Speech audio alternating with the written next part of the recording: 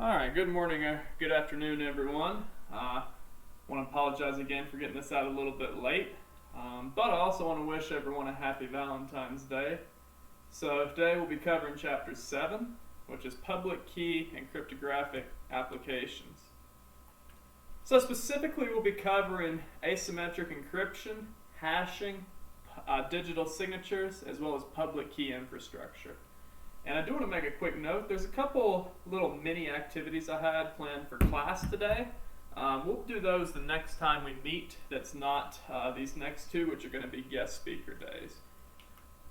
So, to start off with asymmetric encryption, the main distinction between asymmetric and symmetric encryption is asymmetric encryption, of course, uses a public and private key infrastructure. What that means is that to send a message, most of the time this is going to be referring to email, but certainly not always. You of course take the public key, you use the encryption algorithm, and you encrypt the message using that public key. Now when you receive an encrypted message, of course you decrypt it using the algorithm and your private key. So you go from plain text to ciphertext using a public key, ciphertext to plain text using the private key. The main difference is just that there's not a single key. Alright.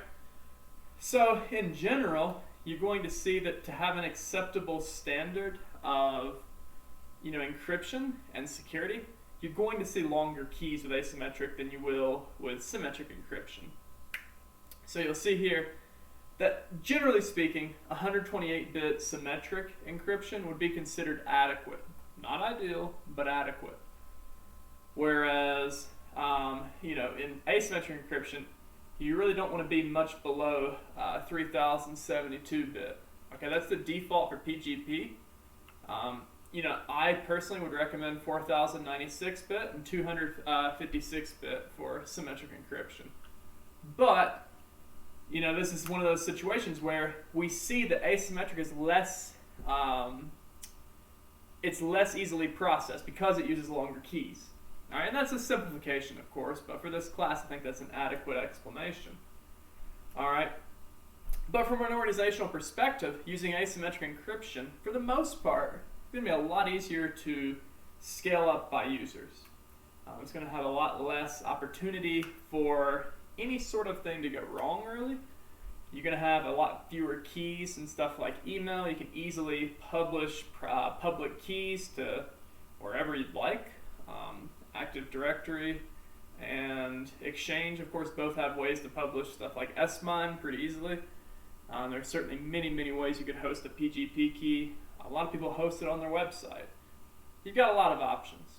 But the idea is that you don't have to have a private key for every individual.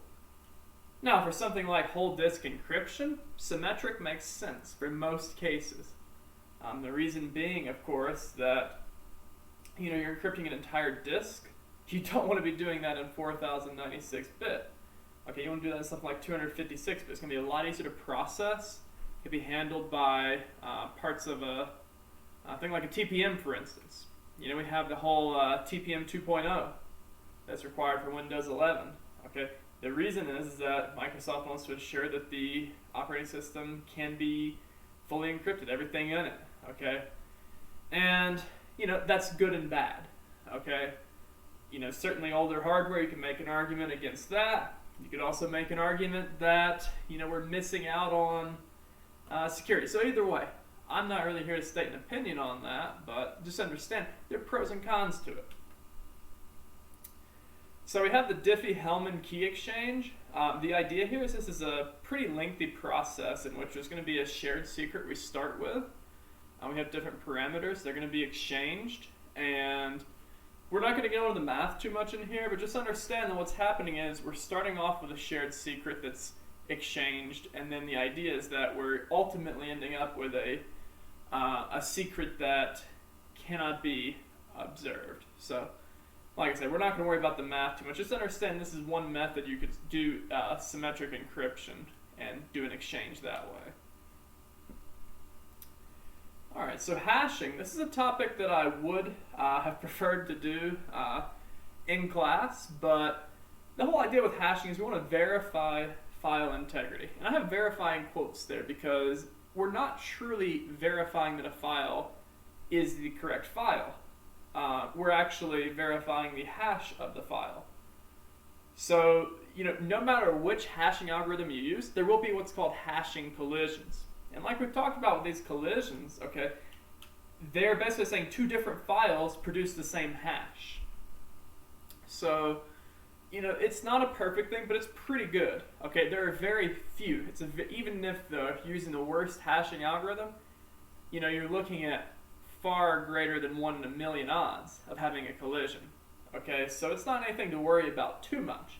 However, we talked about the Apple CISM case. That's certainly something that hashing would be vital, and understanding that there may be one false positive, maybe possibly two false positives. Okay, probably not likely to see much more than that, but it's hardly an infallible solution. But it does have a lot of uses. If you download an operating system or you download a piece of software, you can of course hash it, make sure that you got the correct file. So pretty much any open source project that you download, be it an operating system, I wouldn't use the term operating system, let's say Linux distribution or some piece of open source software, you're going to be provided with the hash, okay, most likely. And it's best practice to verify that. Okay, and we'll talk about why the next time we meet, which I believe is next Monday. So also we have auditing. So we have a system that's deployed, and we want to ensure that it's doing what it's supposed to. Okay, so we of course could use it for auditing purposes, verifying system integrity, all that sort of stuff.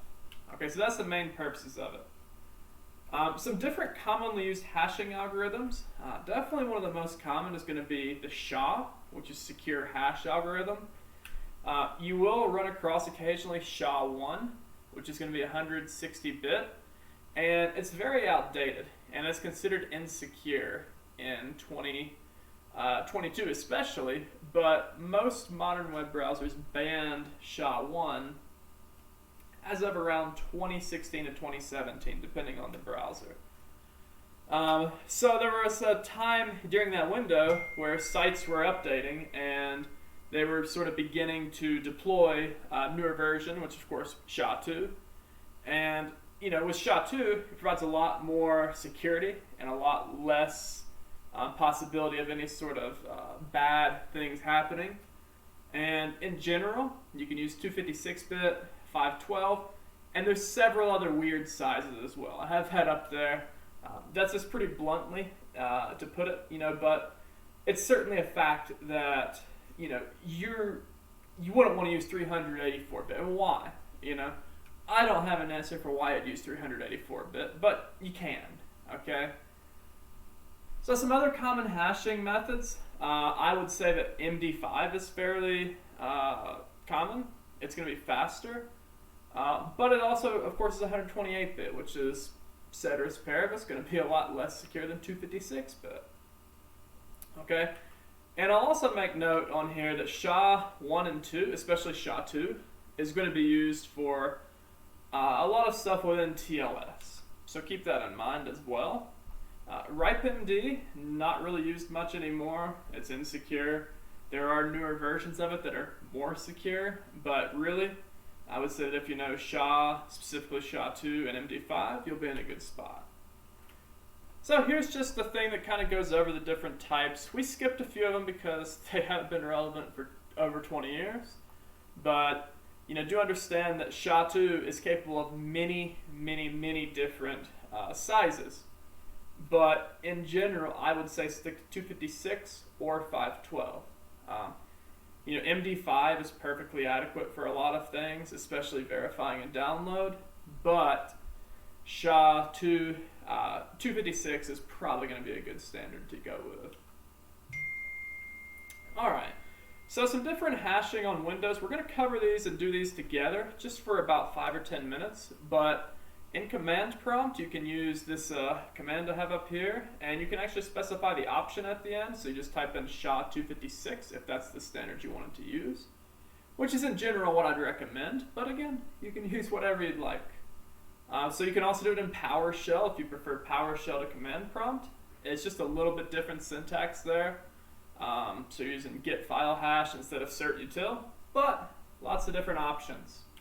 So we'll do some examples together. If you're on Linux and probably Mac as well, in terminal you can use basically MD5 sum function, or you can use just SHA-256 sum. And just put in the file path and it will return the hash. Again, I know for a fact that works on Linux distros. Not positive about Mac. It probably does though. Alright, so digital signatures. They're going to be used to verify the sender or author of a document. So in this class, many of you applied a digital signature, possibly without knowing, to your message where you verified that it came from you. And some of you encrypted the message but did not include a digital signature, which digital signature was not part of the assignment. So some common standards we may see: MIME, of course, as we talked about, that's a proprietary Microsoft standard.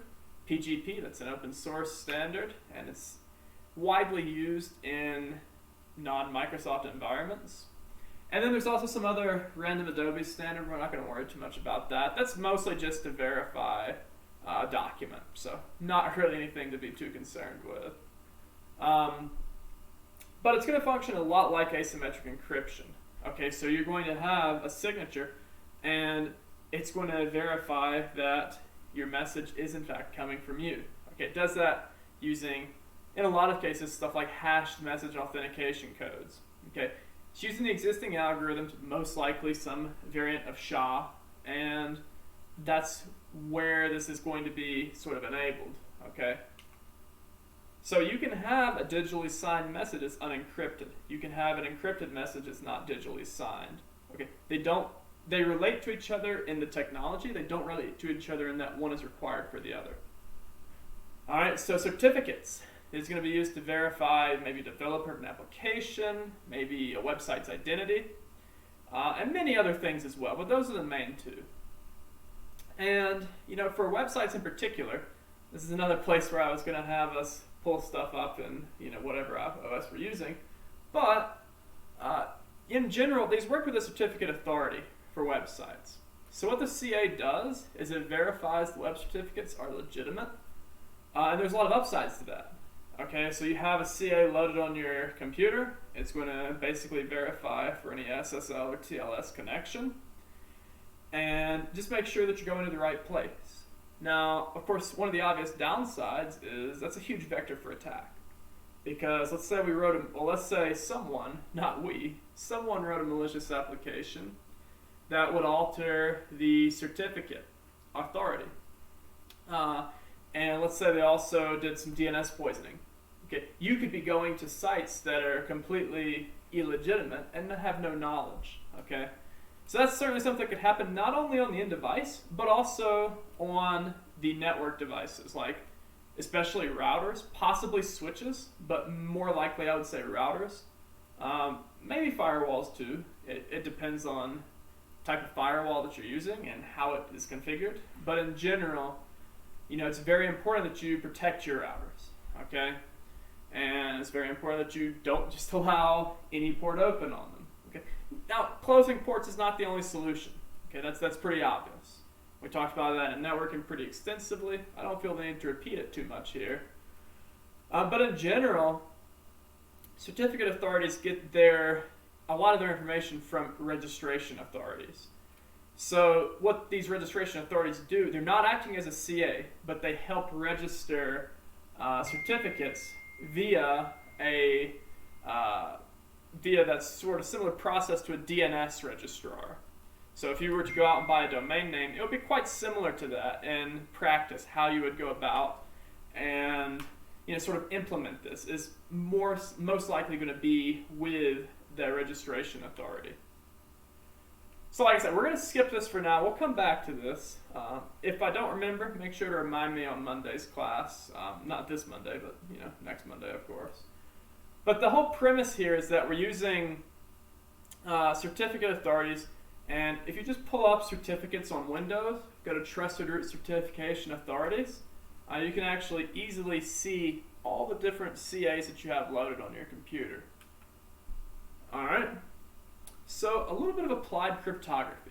It's one thing to talk about the theory, But how do we actually implement cryptography? And to me, that's probably a more interesting topic. So just like we've said before, anything that we can reasonably encrypt, we should. Okay, that includes not only stuff stored long term, but stuff that we're actively using and actively transporting. Okay, there's a lot of different ways we do that. Okay, it's going to be heavily dependent upon, well, for one thing, your IT departments, how they have things laid out. In general, if you're a Windows environment, which I would say, even at this point, I would say even in the United States, around 75% of companies still are. If they're a large enough company, they're probably using something like Bitlocker. If they're a Mac company, maybe they're using something like filevault. And if they're a Linux-based company, which this is more applicable to servers, I would say, not to offend any Linux fans, but it's more likely going to be on server environments, some variation of either veracrypt or truecrypt. Those are going to be most likely what is used. So those can both encrypt portable devices like a flash drive or an external hard drive or solid-state drive of some sort, as well as locally installed disks. So there's really a lot of different ways that we can address these different things. Okay, and like I was talking about before, a TPM 2.0 chip. Why is it important? Is because it's going to allow us to do ridiculously fast encryption, specifically with things like AES 256. And again, on paper, AES 128-bit is acceptable. I would say that's not going to be acceptable for much longer. Why not go ahead and use 256-bit? Okay, that's my opinion. That's not to say it's a fact. Okay, and it also depends on the actual key you're using. So, just like we talked about last semester with SSL, you don't want to use a password with SSL. You want to use a generated key file. Okay, and when you use a key file, it's going to be a lot longer, so a lot more bits, in other words, and it's going to provide a lot better encryption and be a lot harder to crack. Okay, now also, let's say you're hardening a server. So, just having a key instead of a password, that's not nearly enough, obviously, okay? You'd want to have a strong network security, you'd want to have strong physical security, but you'd also want to have reasonable controls on the server itself. So if it's a Linux server, run something like fail to ban, okay? And have reasonable settings to not allow people to just repeatedly try passwords, okay?